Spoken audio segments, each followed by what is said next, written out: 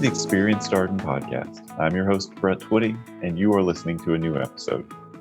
On this episode of the podcast, I'm excited to share my recent conversation with Khushali Shah. Khushali is a student in our Full-Time MBA Class of 2023, and she and I recently connected to talk more about her MBA journey. Khushali and I talk about her decision to pursue an MBA, how she learned about Darden, what her first year has been like, her plans for the summer, and so much more. I think you're really going to enjoy this conversation. So without further ado, here's my interview with Khushali Shah. Khushali, welcome to the podcast. Hi, happy to be here. Well, it's great to talk with you. How are you doing? How's everything? I'm doing good. The weather's really amazing, so it's been phenomenal. Yeah, it is a beautiful day. Now, I'm sitting here in the Washington, D.C. metro. You're in Charlottesville, correct? Yeah. All right. Well, late April, when we're recording this, May or so, it's always a beautiful time in Charlottesville. All the flowers are flowering, the trees are really green. It's a great time to appreciate all the incredible nature in Charlottesville. Really, it's really amazing. I went to a winery yesterday and it was so beautiful. I saw the sunset and it was just amazing.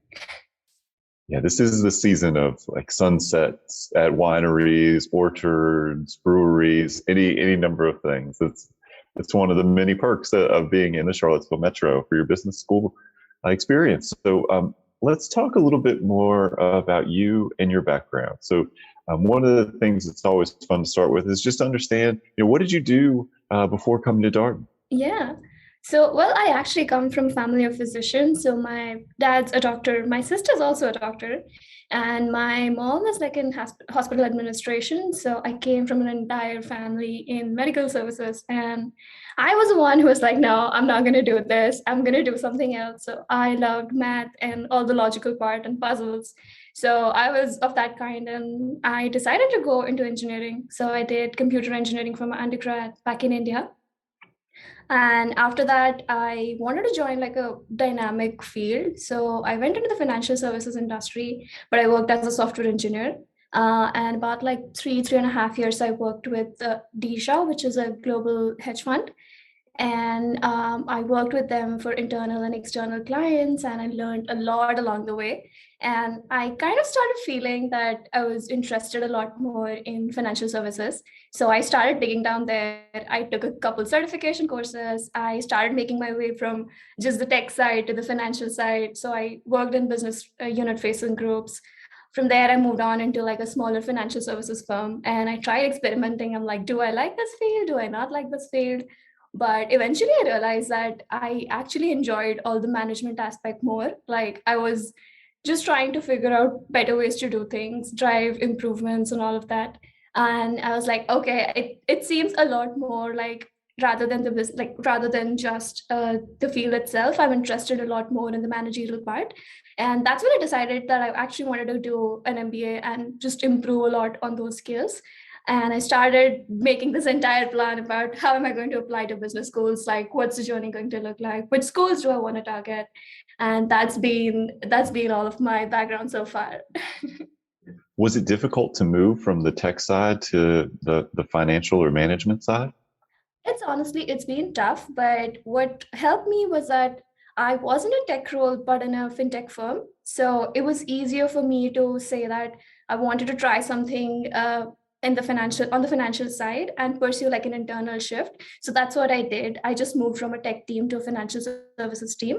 But moving outside the firm was a bigger challenge. But what I did was I tried to move from a bigger firm to a smaller firm because I knew that smaller firms would be open to trying letting people try something else. So I just did that, and it really helped me. I used some of my own connections to do that as well, and I just got a job there, and I worked there for a while. So you mentioned this operations focus, trying to improve things, bringing efficiency. Is that something that you've always been good at or you've always enjoyed? Honestly, yes, that's been something I've done everywhere, but I never realized that I'd been doing it till I actually looked back at one point and started figuring out what was the theme that I'd followed so far. So even when I worked in the tech team, what I used to do was just observe how all the users were working with the system and see if there was a better way of doing it. Because I think they'd been doing it forever, so they didn't really realize that this was bothering them till somebody asked them just like, hey, do you think this is bothering you? And they're like, yeah, you know what? I've been doing this forever, but I never questioned this. But if there is a better way of doing this, please let me know. So just figuring out those efficiencies, I drew a lot of passion and like a lot of energy from that. So I just started pushing a lot on that side. And every time I did something, like my manager used to say, as a software engineer, like your job is to like whatever piece you touch, you should leave it in a better position than it was before. So that I took that to heart, and I always tried to improve whatever I could see around me, and I just continued doing that forever. One of the things that struck me about your MBA journey is that you developed a plan for how you're going to approach this. That feels like a very engineering way to think about things, to kind of process map it out. Yeah. Tell us a little bit more about what that plan looked like. I'm curious. Yeah, so actually, it started when I was an undergrad. I definitely knew that one degree is not going to be enough for me. I definitely want to go and get another one. So I had this MBA plan somewhere in the background, but I never really focused that much on it. And after I moved into software engineering, and I realized that, I like it, but still feel like this is not enough. I'm missing something. I'm missing like a major piece. So I slowly, this plan that was in the background started coming in the foreground. And I'm like, okay, I need to figure out what I like, where I want to move, and decide how I'm going to get there.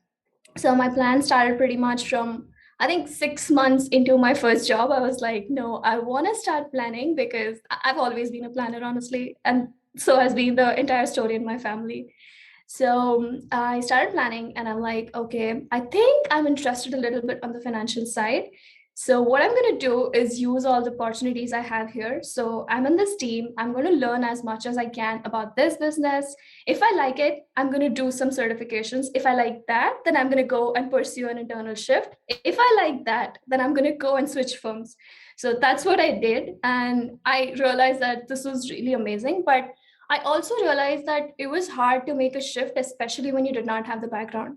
So I was learning everything on the go, but I never had formal education in the financial services itself, which is when I realized that you definitely need the MBA to actually just change these kind of careers and be taken really seriously. So that's when I started doing my MBA planning, and I worked with a consultant, with an admissions consultant, and I started planning.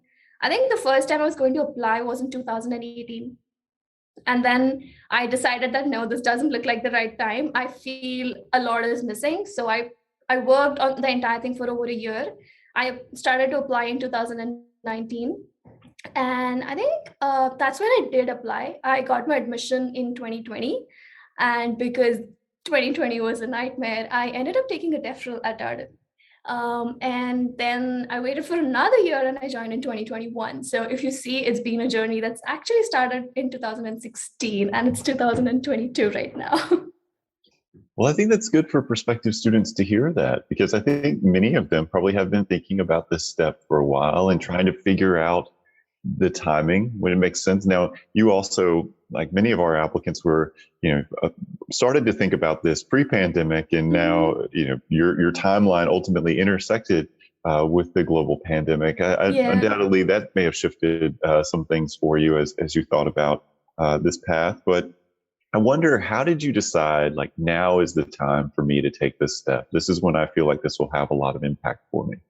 Yeah, so like I was saying, because I did not have formal education and I was trying to do all the shifts myself, what was happening was like all the growth was really slow. Like every time I had to reach out to people, try to understand things. So I felt pretty stuck, and I was like, even if I don't get a formal education, I can make my way, but it's going to take me much longer than if I actually make a shift and just try. If I actually go to business school, learn all the skills, like develop myself, and that's going to help me. That's going to push me forward a lot.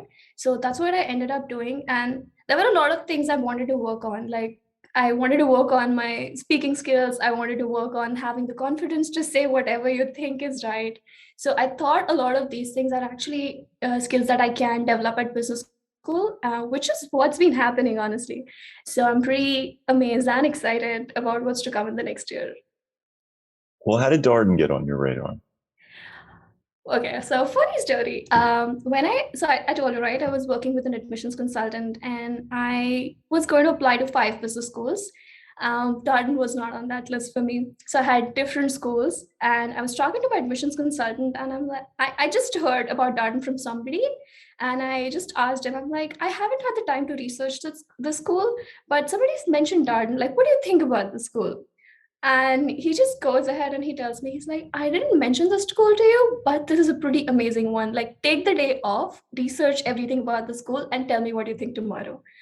I just went to Darden's website. So I've always been the research person. I just go ahead and I find out everything I can about somebody. So I went ahead and I found out everything about Darden. And I was like, you know what? This is the top school on my list. I want to apply to this. And I just want to get into this. So I was like, that's how Darden got on my radar. There's not a huge, like, there wasn't a huge presence of Darden back in India, but I think now it's improving a lot. And when I actually interviewed at Darden, I thought that my interview didn't go really well. Like, I thought it was okay because there were some tech issues and it was a little troublesome. And I honestly thought I bombed the interview, so it wasn't going to be great. And I wasn't feeling good about it. Like, I just kept thinking about, oh my God, I could have done this better. This is not right. That is not right. And I was like, this is the one school I really wanted to get into, and nothing's going well. And then a couple of months later, somebody called me in the middle of the night saying, hey, you got your admission. And I was so excited. I was staying home then. I woke everyone up in my house and I was like, time to celebrate. I got into Darden. I got into the scholarship. It's amazing. There's nothing else I could have wanted anymore. I love that story. You're right for applicants that after you've interviewed, that waiting period when you're just hanging out, waiting for the decision, we know that that is a stressful time for applicants because all the things that you had control over, they're kind of in your rearview mirror. You know, the application, how you approach the application process. If you're invited for an interview, or participate in an interview, you know, that interview, now you're just waiting for an update and a phone call. You know, if you're the way that our process works, that if you're admitted, you'll get an offer call, typically right around the time of that decision release date. So we know that can be really a stressful and anxious time for applicants, but that is a great story. So I assume that your family was really excited for you. Did they know much about Charlottesville or know much about UVA by that point? They didn't know much about it. So, but the only way they knew about Charlottesville was my mom's second cousin's daughter lives here. So that's the only way we knew about Charlottesville, but we didn't know much about it. Neither did I. And I was like, okay, where is Charlottesville now? But and you're right. The waiting period was actually tough. And I remember being awake like pretty much every night. I used to wake up at like 3 a.m. and just check my phone. Did anybody leave me an email? Did somebody try to call me? So I used to pick up all spam calls, everything, because I didn't know which one was not spam. I also gave my email accounts login to my sister who stays in US. And I'm like, I'm going to monitor this in the day. Can you monitor it for me during India time night, because I can't sleep because I'm really nervous about what's happening. Wow, I love that 24-hour email monitoring. We had all coverage. So had you spent much time in the US before coming to business school? Was that a change for you? I've not spent a lot of time in US. I'd visited US twice before because, like I said, my elder sister lives here. I've just been on like family vacations and I really love this place. And I've talked to my sister a lot about working here and she's been pretty happy doing that. So that was one of the other reasons I wanted to be here as well.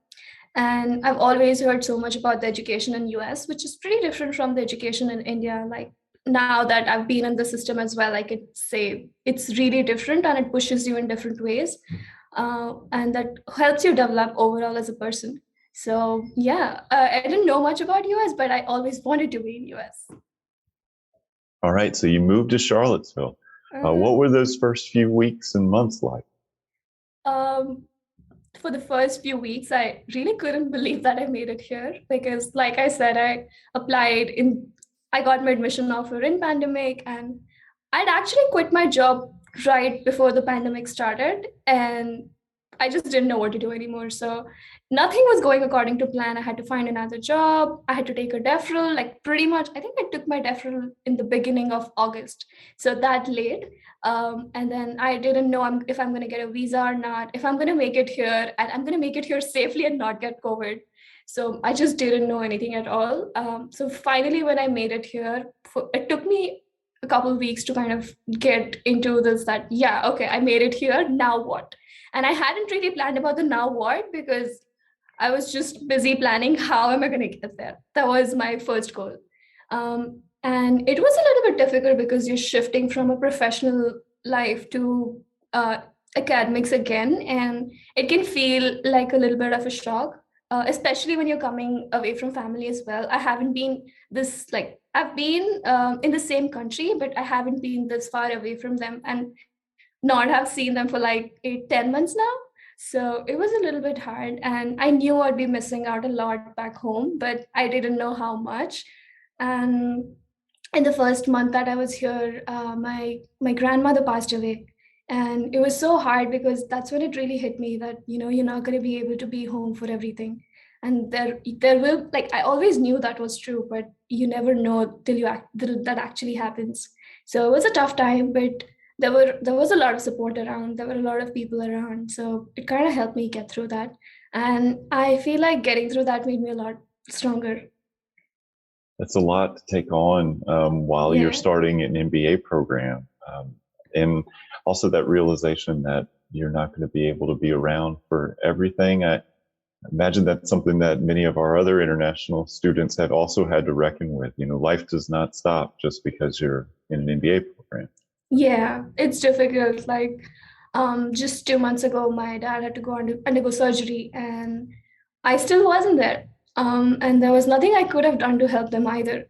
But like, I see that that's one thing that you're missing out on. But I also feel like it makes some relations stronger, because when I was in India, I used to stay in Hyderabad, and my parents were in Gujarat. So it's like west, on the west, and I was in the south. So we used to talk, but I mean, we didn't talk that, like, we talked frequently, but the quality of conversations now, I feel like it has changed a lot more. I talk to them for shorter duration, but I talk to them about the quality of it has all gone up a lot. And I don't feel like I've grown apart. I feel like I've grown closer. So I look at things differently, and now they think about me differently as well. So initially, when my dad underwent surgery, so they didn't call me to tell me that your dad has to undergo surgery. They were worried that I would be stressed, so they called me after the surgery saying, oh, this happened, and I know you'll be mad, but we just didn't want to stress you out. And I knew it would have been hard for them, not having me or my sister there, and I knew it was a tough time for them. So I really took it positively, and I was like, no, it's fine. I totally get that. And you should know that if you need anything at any point of time, you shouldn't be worried that I would be stressed. You should just reach out, because my sister and I would support you in any way we could. And they were really amazed at how much I changed in the last 8 months, and how differently I took things. So I think we've all grown. Well, you talked about the support that you had around you as you Mhm. navigated these first couple months and personal, life developments. Can you tell us a little bit more about what that was like? Joining a new community, finding yourself at the Darden School of Business. What did Yeah. that support look like? Yeah, so it was a little bit hard because as an international student, you tend to gravitate a lot more towards people who look like you, who know you. So initially, I found a lot of comfort there, but I also knew I came to business school to push myself. So I started meeting everyone around me, reaching out to people. And the more I did that, I realized that, everyone is really open and they want to get to know you. It's just about somebody taking that first step.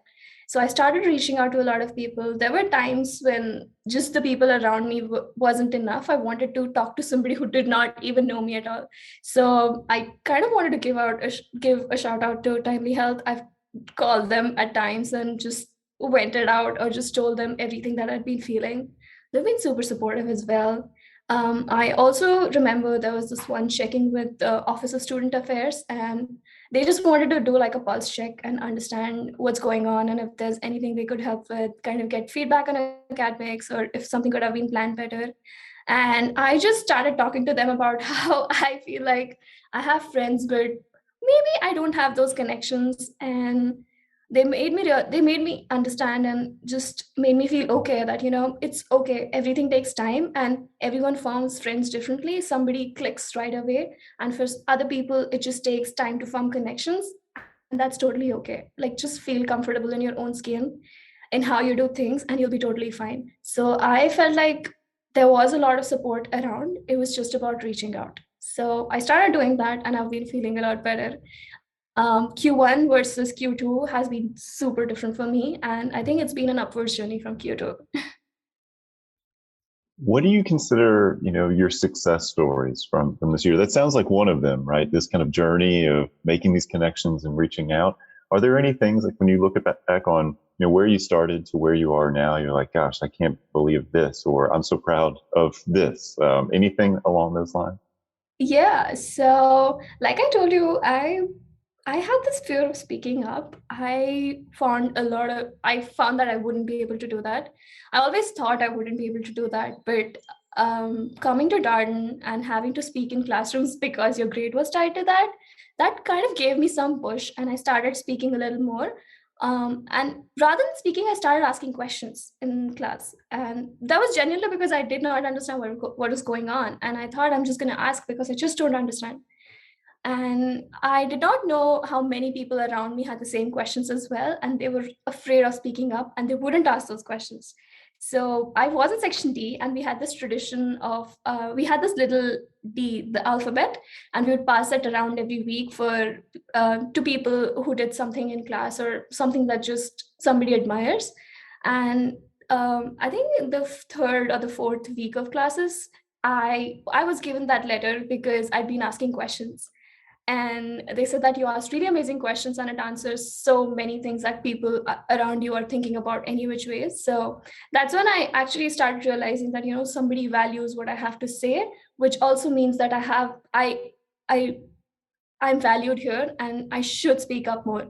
So I started taking up space and kind of speaking what I thought was important for the class to hear. And I think that was one of the times that I remember to this day. It was the fourth week, but I still remember it. That's such a great story, Khushali. And I think that's really one of the journeys that many of our students are on, right? Yeah. You're in an environment where you're really challenged to speak up and participate in class. For some students, that may be very natural. I think for many of our students, they're here because that might not necessarily be the most natural or comfortable Yeah. thing for them, somewhat similar to what you shared here. And um, I'm really appreciative of your being open and vulnerable in that way, because I think it's really important for prospective students to hear, like, look, Yeah. I didn't show up just ready to speak in class and kind of do all of this. I had to work my way there and Yeah. figure out how I could contribute, and my classmates were part of that journey too. The feedback Yeah. that I got from them. And honestly, everyone finds their voice in a different way. So it's not like I speak in every class, but there are some classes in which I'm in like total absorption mode because I really am learning there, and my contribution comes up after like half the quarter is done, and I'm like, okay, now I understand, now I can contribute. In some classes, it's you take another role, like more. So the quant classes, because of my engineering background, it's easy for me to catch up. So I take another role in those classes, and I help people around me. So when they have questions, I help them answer those questions. And in other classes, you're just like at a middle ground. You know enough, but you don't know enough. So you just you just say what's on your mind. You have questions, you have comments, you just say it out.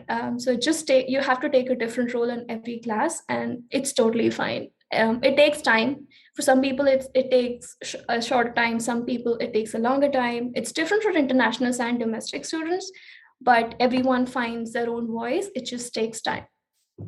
Yeah, you're right to note that people are coming from all around the world. That's one of the incredible things about the MBA program here at the Darden School of Business. All kinds of people from all over the world, and uh, for many students, I think the learning environment is new. It's different Yeah. than what they knew, maybe in their home country, maybe in a prior educational experience. So there's that adjustment too. Yeah, like when I studied in India, classes were not participatory at all. It was more lecture based. So when I came here and I had to speak up, it was a big adjustment. I didn't know what to speak. And it's a really different story as well. In India, like I pretty much used to speak if I'm ever answering a question, I would speak only if I were like a 99% sure that I'm right. But coming here and seeing people around me speak up even when like speak up and be wrong and everyone in the class be okay about it, that also made me realize it's completely fine to be wrong. And such amazing conversations came out of that because people had like terrible answers to something, and that just made me feel comfortable that you can say whatever you feel like saying, it's okay. Well, let's talk about your career goals and interests. Mhm. Did those evolve? Did they change during your time at Darden? I'm curious about that. They definitely did. So, like I said, I applied to business school with the idea that I wanted to work on the financial services side. So, I wanted to be an investment manager. And after, like, when I took the deferral, I had a year off and I'd already quit my job. So, I was trying to find something else. And one of my Darden connections, they actually told me about a startup. So they said that there's this product management role in the startup. Do you want to try this out? And I had nothing else to do, so I was like, sure, why not? I'm just gonna take whatever I can make of this break. I took that role up, and I actually enjoyed that a lot. So I worked with really diverse teams. People were all around the world. They were working remotely. Because it was a startup, things weren't super defined, so you could take it however you wanted. And that's when I actually realized that I like product management as well. I just hadn't given it a shot. So when I came to Darden, I recruited for product management as well. And in the summer, I'm actually doing a technology product management role at Walmart. So just life throws different things at you. You just try to make the best of it you can, and things just work out. Yeah, because I was expecting you to say, "Oh, financial services" or something like Yeah. that, and here you are moving into a tech role. Where will Yeah. you be? Where will you be this summer? Will you be located in Arkansas? I mean, where will you work out of as in Uh, that role? Yeah, so I'll be in California. I always wanted to live in California, and I'll be in Sunnyvale this summer. I actually, when I came to US with like I was saying, I came to US with my parents for a vacation, and we went to San Francisco as one of our trips. It was pretty amazing, and I wanted to live there. So at least I'll be closer. No, that's great. It's a beautiful part of the country, and it'll be fun to live out there. I imagine maybe you have some Darden classmates heading that way too. I know the Bay Area, California, Yeah, has become an increasingly popular destination for Darden yeah. graduates. Yeah, plus because I did engineering for my undergrad, a lot of my friends who actually made it to US are pretty much all on the West Coast. So I have friends from graduate school and from undergrad, everyone being there. So I already know so many people over there, and it's just amazing. I was in the Bay Area this winter break. I spent the entire winter break there, and it was just amazing. I love the weather there. I love that there is so much to do in the Bay Area as well. And I've never been to Disneyland. I want to go to Disneyland. So that's one thing on my bucket list. Well, that's great. Well, one of the things that we talk about here on the podcast a lot as people are kind of moving from their first year into their second year, which is very much where you are. You're in quarter Hmm. four of your first year.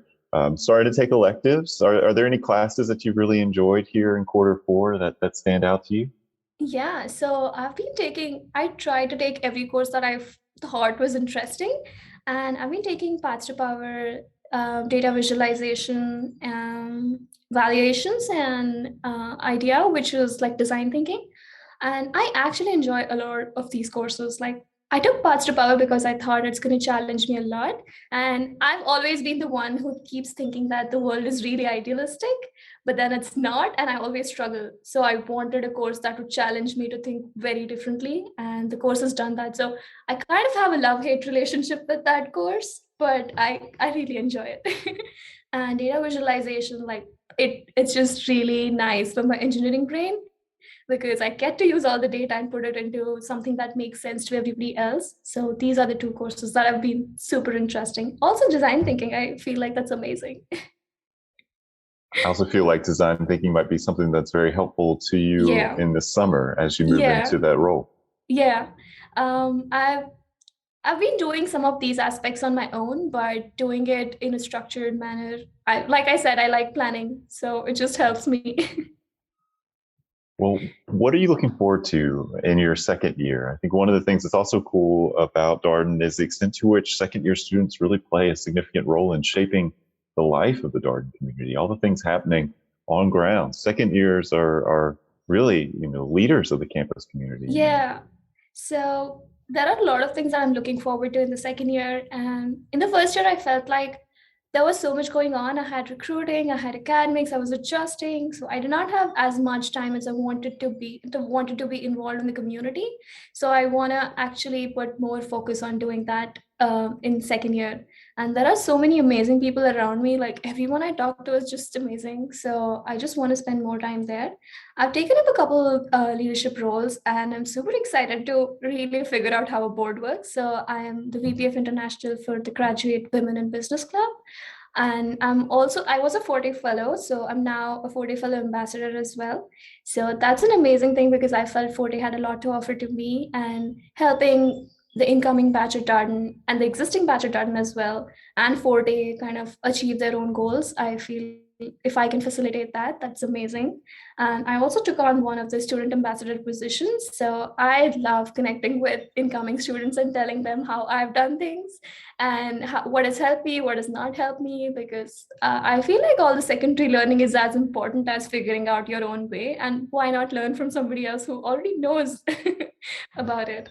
So I've been taking on these roles, and I feel there's a lot to do. Like I've had an amazing journey at school, so I just want to make it really great for everyone else.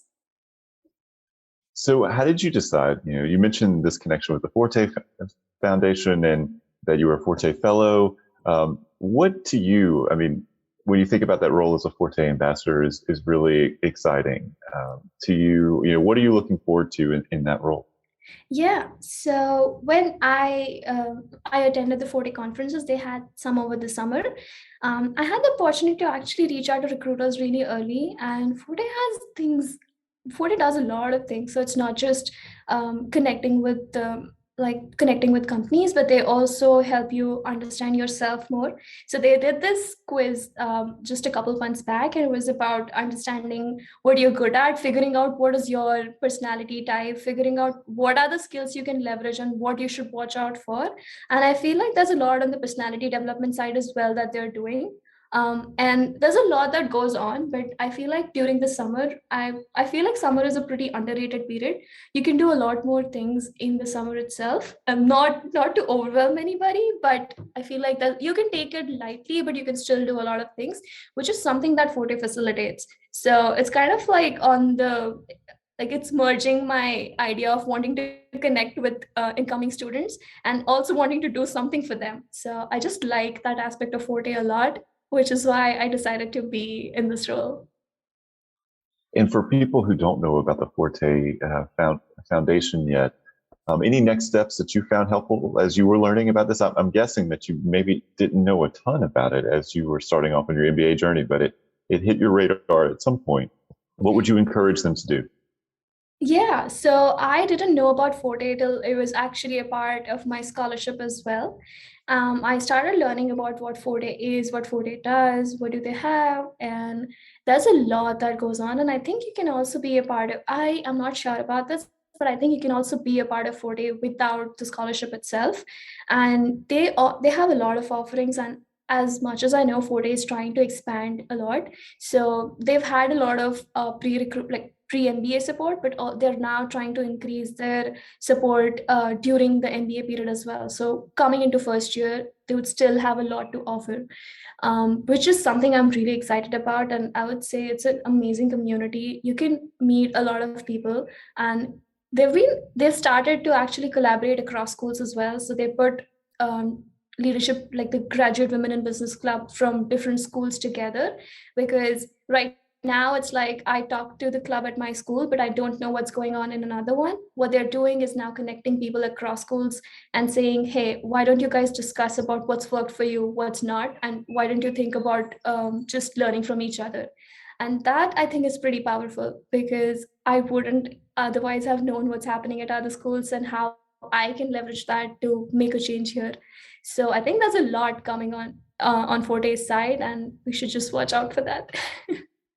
Well, you're a couple things to know. The Forte Foundation Darden has been a Forte partner for a very long time, and all women at the Darden School of Business have access to Forte Premium membership through the Forte Foundation as sort of by virtue of Darden's partnership with Forte. You mentioned that there's a lot of pre-MBA resources, what's called Forte Launch program. As people investigate MBA options, think about what format, what schools might be of interest to them. And then, once, if you're admitted, once you begin that sort of pre-matriculation process, there's a lot going on. And it's great to hear, Khushali, from you about all the things that are happening for people, even while they're in a program, post-matriculation.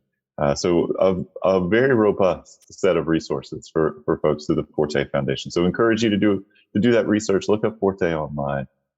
There's a lot there.